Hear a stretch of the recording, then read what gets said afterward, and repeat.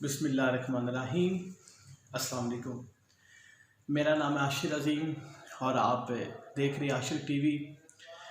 आज से हमारा एक वीडियो सेशन शुरू होने के लिए जा रहा है और अब हम बाकायदगी के साथ यूट्यूब पर आपको मोटिवेशनल स्पीचेस, मोटिवेशनल लेक्चर्स और उन लोगों की कहानियाँ सुनाएंगे जिनकी कहानियाँ सुनकर आप में खुद एतमादी सलाहियत, कुछ करने का हुनर और आप में एतमाद बढ़ेगा।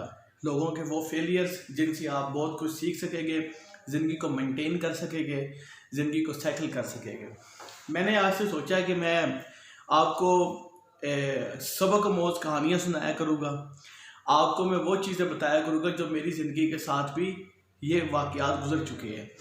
आज का हमारा मौजू होगा खुद एतमादी, कि हम अपने कॉन्फिडेंस को, अपने एतमाद को, अपने सेल्फ रिस्पेक्ट को किस तरह बूस्ट कर सकते हैं, किस तरह हम बढ़ा सकते हैं, किस तरह हम खुद एतमाद होकर लोगों में एतमाद पैदा करने की कोशिश कर सकते हैं। जब तक हम खुद एतमादी हम में नहीं आएगी, जब तक हम खुद एतमाद नहीं होंगे, तब तक हम लोगों में भी एतमाद पैदा करने की सलाहियत नहीं रख सकेंगे।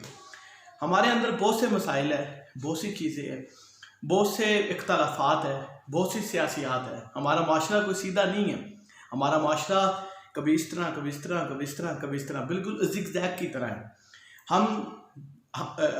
अगर हम सियासत नहीं करते तो इसका ये मतलब नहीं है कि कोई सामने वाला सियासत नहीं करेगा। अगर हम अच्छे हैं तो इसका ये मतलब नहीं कि वो भी अच्छा है। हो सकता है कि वो आपको डीमोरलाइज करने की कोशिश करे, हो सकता है आपको गैर अखलाकी तौर पर या जिस तरह भी तौर पर आपको डीमोरलाइज करने की कोशिश करे। मेरे साथ ये वाक़यात हो चुके हैं। मेरे साथ तकरीबन जब मेरी उम्र 10 साल थी तो हमें भी लोग डीमोरलाइज करते हुए आ रहे हैं। हमारे माँ बाप में और हम में इतना गैप था, अदब का गैप।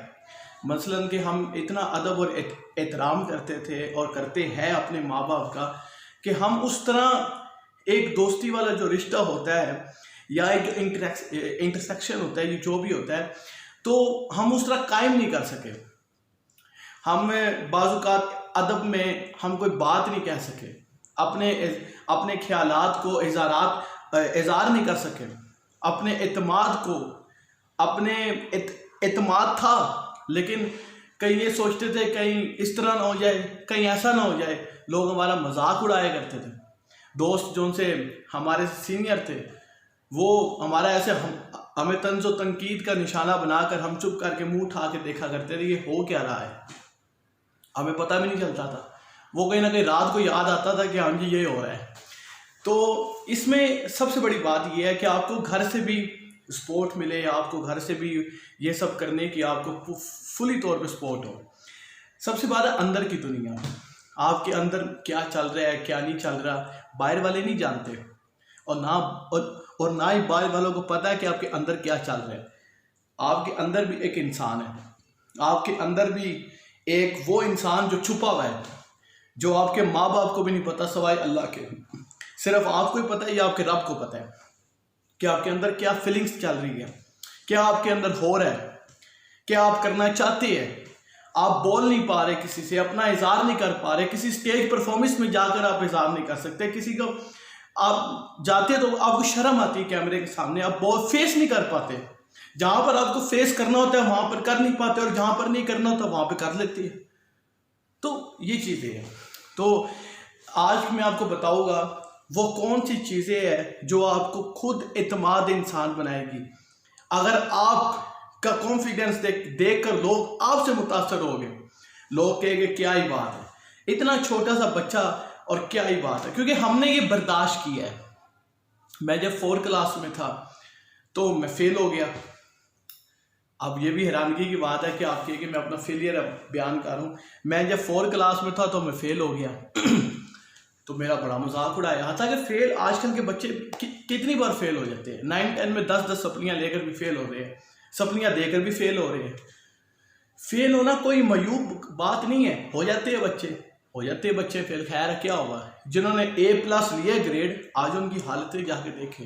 अल्हम्दुलिल्लाह सुम्मा अल्हम्दुलिल्लाह, हम बड़े एतमाद से के साथ आज अब कैमरे को फेस कर रहे हैं। हालांकि हम बैक बेंचर्स थे, हमारे नंबर्स नहीं आते थे। नंबर्स का स्किल एजुकेशन से कोई ताल्लुक नहीं है, नंबर्स आपको मिल जाएंगे कभी ना कभी। हाँ, मैं 4 क्लास में फेल हो गया। जब मैं 4 क्लास में फेल हुआ तो मुझे ऐसा महसूस हुआ कि मेरी दुनिया उजड़ गई है, क्योंकि मेरे माँ बाप के साथ मैंने आपको बताया था जो एक अदब के लिहाज से जो रिश्ता था, उसकी वजह से मैं इज़हार नहीं कर पाता था कि मुझे क्या तकलीफ़ है। मुझे पढ़ने लिखने की तकलीफ़ थी।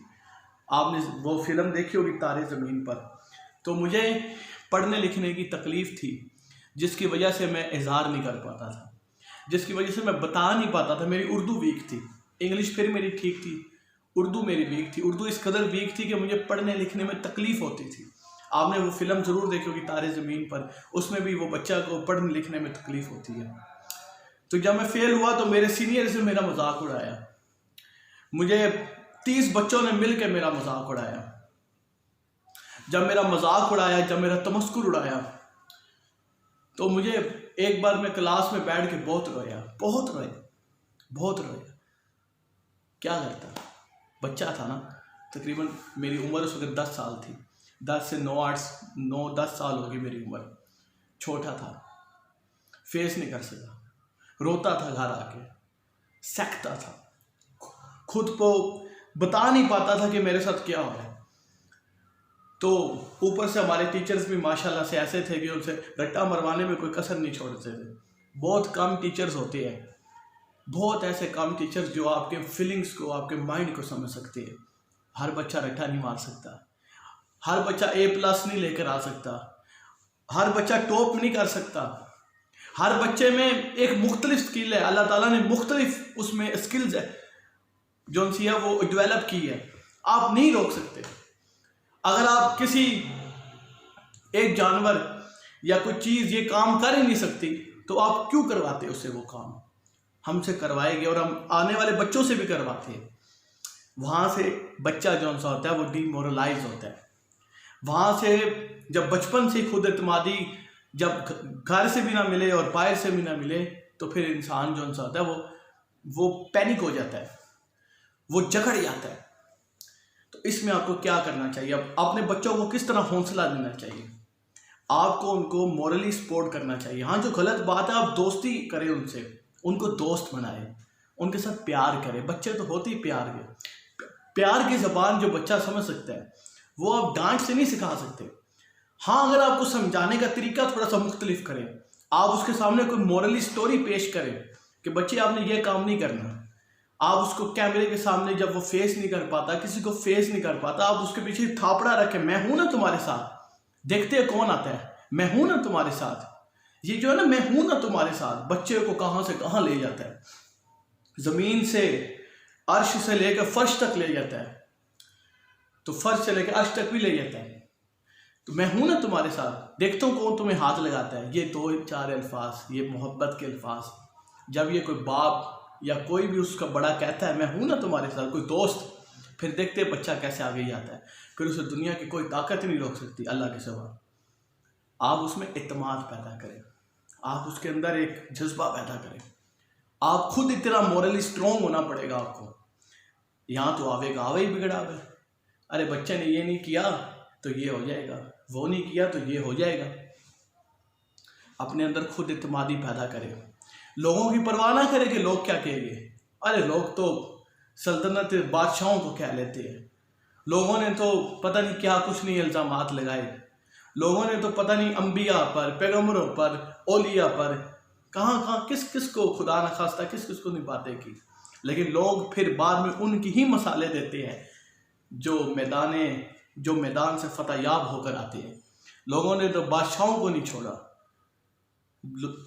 देखिए हम कितनी बातें करते हैं कि वो काम ये नहीं कर रहा, ये नहीं हो रहा, वो नहीं हो रहा, हम भी तो बात ही करते हैं। और ज़ाहिर बात है कि इंसानी फितरत है, आप फितरत को बदल नहीं सकते। लोगों का काम है बातें करना, लोगों को काम है मजाक उड़ाना, लोगों का काम है तनकीद करना, आपस में तनकीद करना, ताकीद नहीं। ताकीद भी ऐसे करेगी जो तनकीद लगेगी। लोगों का काम है, ये आपका काम है कि आप किस तरह इसको मैनेज करते हैं, आप किस तरह इसको हैंडल करते हैं। डिप्रेशन, खुद एतमादी के साथ आपको डिप्रेशन से भी बचना है। जब आप खुद एतमाद हो जाए तो लोगों को बर्दाश्त करना सीखे, उनको मैनेज करना सीखे, उनको सहना सीखे, उनको बर्दाश्त करना सीखे।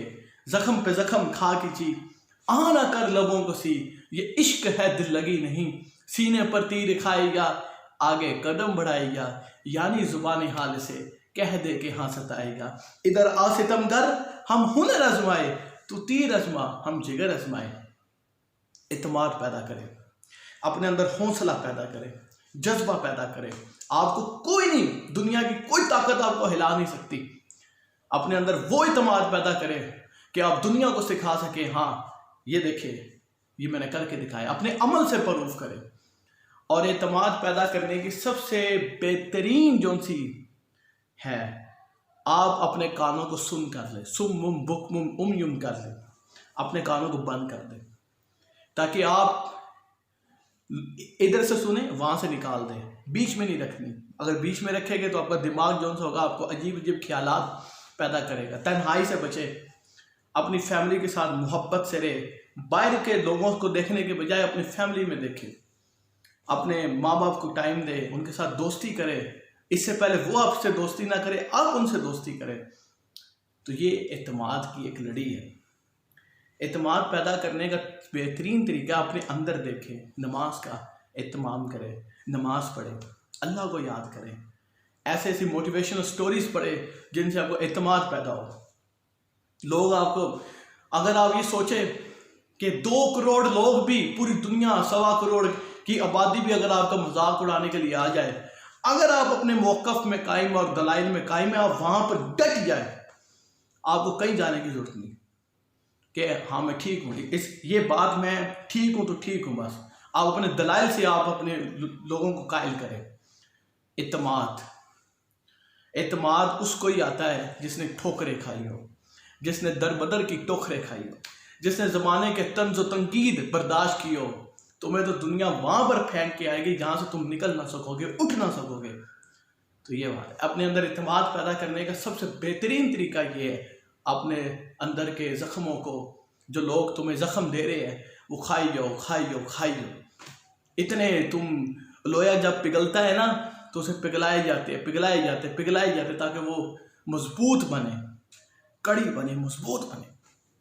उस बिल्कुल उसी लोहे की तरह हो जाओ जिस लोहे में आग से उसको उबाला जाता है, उबाल के उसको सोना कर दी, कुंदन बना दिया जाता है, सोना बना दिया जाता है। फिर उसे वो पॉलिश करते हैं और वह खूबसूरत सा डायमंड बन जाता है। वो डायमंड आपने बनना है। आपने मुझे बताना है, आज की वीडियो थोड़ी लंबी होगी, आपने मुझे बताना है कि आपको ये लेक्चर्स और इस तरह की मोटिवेशनल बातें जो उनसी है वो कैसी लगी।